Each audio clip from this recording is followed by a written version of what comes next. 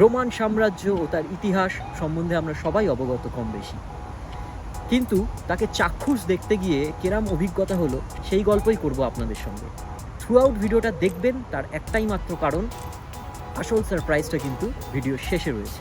যেই জায়গাগুলো সম্বন্ধে আমরা বহু শুনে এসেছি, এখনও যে জায়গাগুলো সম্বন্ধে শুনলে আমাদের গায়ে কাঁটা দেয়, মনে শিহরণ জাগে বা বিভিন্ন গল্প মনে আসে, সেই রকমই একটা জায়গা আছে এই ভিডিওর শেষে। তাছাড়াও তো ইটালি বা স্পেশালি রোম এত ঐতিহ্যের ঠাসা যে কোনোভাবেই সম্ভব হলো না সেটাকে একটা পর্বে ফিনিশ করা। সুতরাং দুটো পর্বে করছি, প্রথম পর্বটা দেখুন আর অবশ্যই চ্যানেলটা সাবস্ক্রাইব করতে ভুলবেন না, আর বন্ধুবান্ধবদের সঙ্গে শেয়ার করুন যদি ভিডিওটা ভালো লাগে।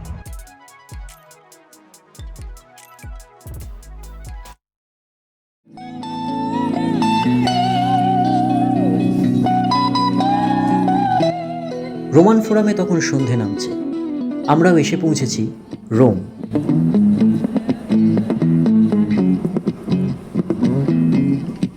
শহরটায় ঢুকতে না ঢুকতেই ইতিহাস যেন আষ্টে পৃষ্ঠে জড়িয়ে ধরবে।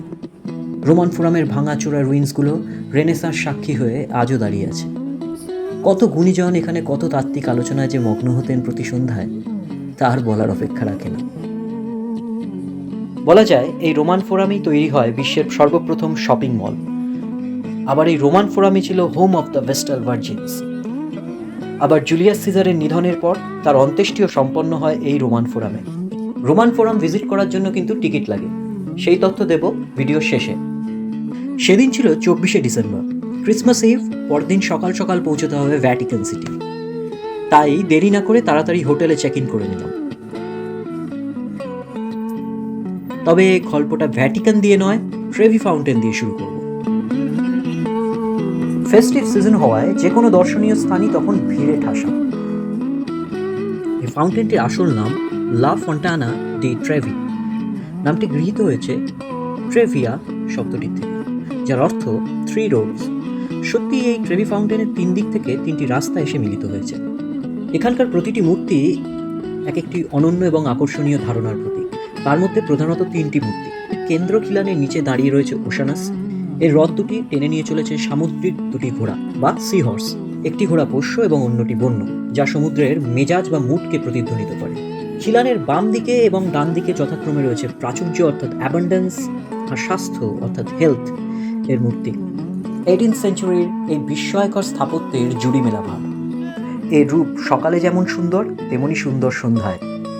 কথিত আছে যদি এই ফাউন্টেন দিকে পিছন করে দাঁড়িয়ে বাঁ কাঁধের উপর দিয়ে একটি কয়েন এই জলে ফেলা যায়, তবে রোমে আপনার রিটার্ন ট্রিপ পাক্কা। অদ্ভুত ব্যাপার, আমার ক্ষেত্রে কিন্তু তা হাতে নাতে ফুলে গেছিল। সেই গল্প বলবো তবে ইটালি সিরিজের শেষ পর্বে, তাই সবকটা পর্ব দেখতে ভুলবেন না এই গল্প শোনার জন্য।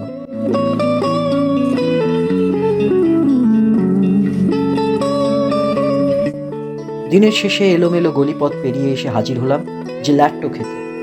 ইটালিয়ান ভাষায় জিল্যাট্টো অর্থাৎ আইসক্রিম।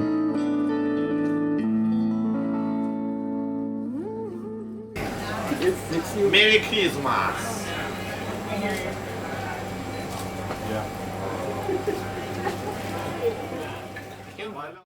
চেষ্টা করেছিলাম, বিশ্বাস করুন, ইটালিটা একটা পর্বে, কিন্তু সম্ভব তো হবেই না কখনোই।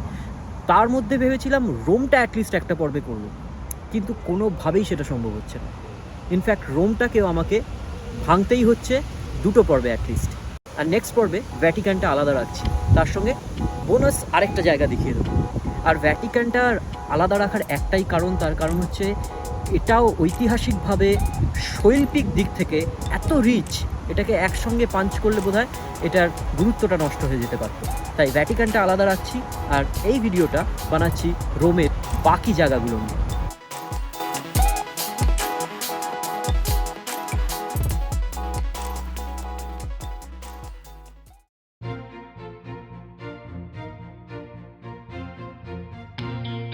সময়টা ক্রিসমাসের, শহর সেজেছে ক্রিসমাসের সাজসজ্জায়।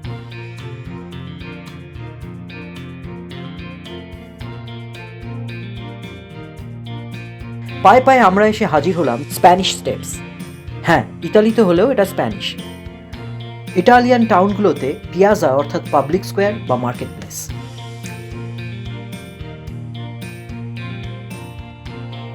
135টা সিঁড়ি বিশিষ্ট এই স্প্যানিশ স্টেপস সংযোগ ঘটিয়েছে নিচের দিকে পিয়াজা দে স্প্যানিয়া আর উপর দিকে ট্রিনিটা ডে মন্টির মধ্যে, যেটি বেসিক্যালি একটি ফ্রেঞ্চ চার্চ। প্রচুর লোকের ঢল নেমেছে, বিশেষ কিছু নয়, এই সিঁড়িতে দাঁড়িয়ে একটা ছবি তুলল। অগত্যা আমিও লোক সামলাতে পারলাম না, তুলেই নিলাম।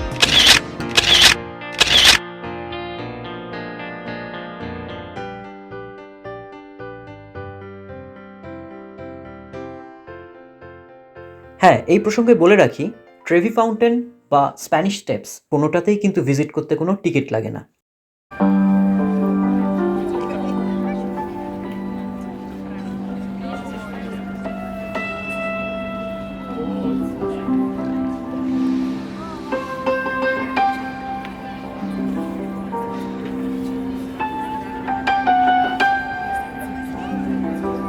আমাদের next stop Pantheon.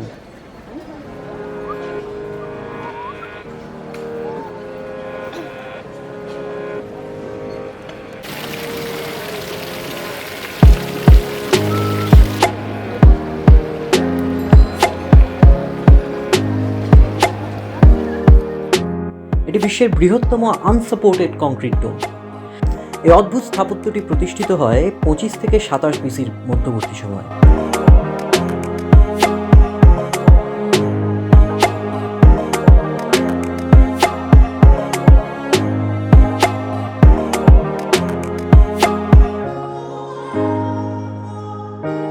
The 12 gods and the living soul, এই দেবতাদের প্রতি উৎসর্গীকৃত এই মন্দির এখন এটি মূলত একটি চার্চ।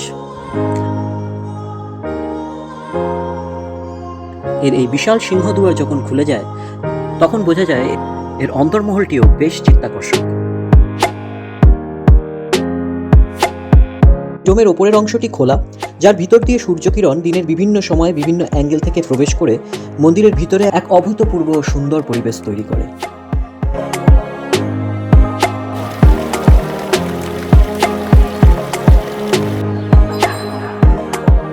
এবার এখান থেকে ফেরার পালা। গ্যালাস জুলিয়াস সিজার একজন রোমান জেনারেল ও রাষ্ট্রনায়ক ছিলেন। তার বীরত্বের কাহিনী কারো অজানা নয়, আর এই সেই কুখ্যাত পম্পি থিয়েটার। জুলিয়াস সিজারকে রোমের পম্পি থিয়েটারে কুরিয়া অফ পম্পেতেই সেনেটের একটি মিটিং চলাকালীন 44 খ্রিস্টপূর্বাব্দে 15ই মার্চ সেনেটদের একটি দল হত্যা করে, যেখানে সেনেটরা 23 বার সিজারকে ছুরিকাঘাত করেছিলেন। সেই রক্তাক্ত স্মৃতি মেখে আজও দাঁড়িয়ে আছে এই ধ্বংসস্তূপ। পরে জুলিয়াস সিজারের অন্ত্যেষ্টি সম্পন্ন হয় রোমান ফোরামে, যে কথা আগেই বলেছি।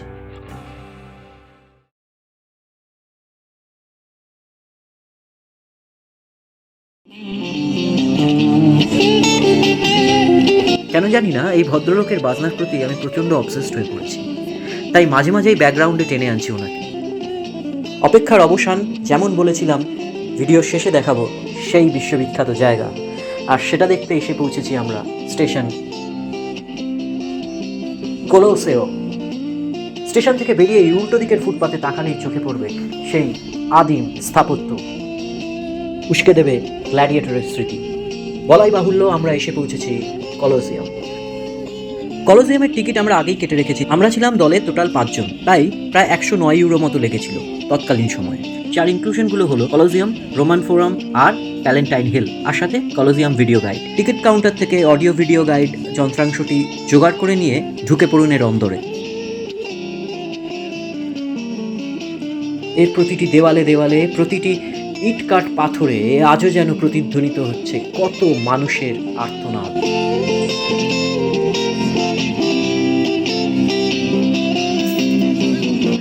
কলোসিয়াম ফ্ল্যাভিয়ান অ্যাম্পিথিয়েটার নামেও পরিচিত।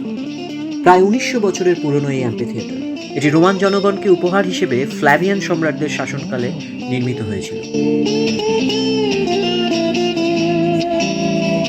এই সুবিশাল অ্যাম্পিথিয়েটারের একদিকে রাজরাজারা আর অন্যদিকে প্রজারা বসে একসাথে আনন্দ নিত সেই রক্তাক্ত খেলা। বিশেষজ্ঞদের মতে এখানে প্রায় 4 লক্ষাধিক গ্ল্যাডিয়েটরকে হত্যা করা হয়েছিল, এবং এত পশু হত্যা হয়েছিল যে বেশ কিছু পশুর প্রজাতি আজ হয় বিলুপ্ত নয় বিলুপ্ত প্রায়। সেই সময় হত্যা করা বিভিন্ন পশুর অস্থি এখনও সংরক্ষিত রয়েছে এখানে। সম্ভবত কনস্ট্যান্টাইন প্রথম খ্রিস্টান সম্রাট, যিনি এই গেমগুলিকে নিষিদ্ধ করেছিলেন। তার মতে, in a time of civil and domestic piece, এইসব কুপ্রথার কোনো জায়গা নেই। এই স্থানে পজ করে আপনারা কলোজিয়াম সম্বন্ধে আরও বেশ কিছু তথ্য জেনে নিতে পারবেন। আর যদি কোনো অজানা তথ্য আমরা এখানে মিস করে গিয়ে থাকি, অবশ্যই কমেন্ট করে জানাতে ভুলবেন না।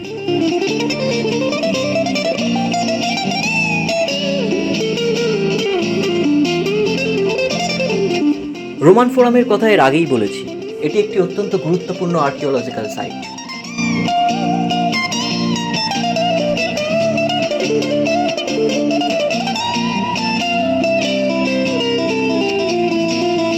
কলোজিয়ামের মাথার উপর চাঁদ উঠেছে, ওই সন্ধ্যা নামছে কলোজিয়ামে, আমাদের ফেরত আসার পালা। তবে বলে রাখি, কলোজিয়ামের নাইট ট্যুরটাও কিন্তু অত্যন্ত আকর্ষক, বেশ থ্রিলিং, যেটা আমরা করে উঠতে পারিনি।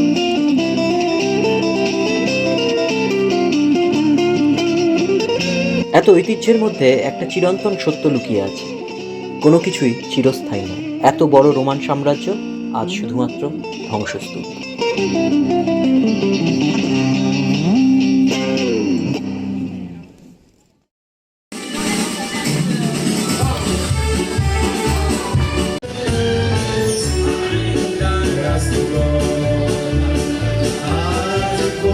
When in Rome, do as the Romans do.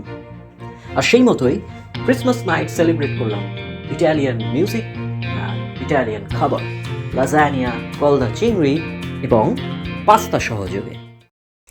এই পর্বের গল্প বলা এখানেই শেষ করব। তবে পরের পর্বে কিন্তু ভ্যাটিকান এবং রোমের আর কিছু বিশেষ জায়গা নিয়ে আসছি, আর তারপরে তো আরও আপকামিং ভিডিওস আসছে ইটালির। সুতরাং চ্যানেলটা সাবস্ক্রাইব করুন এবং বেল আইকনটা প্লিজ প্রেস করে দিন।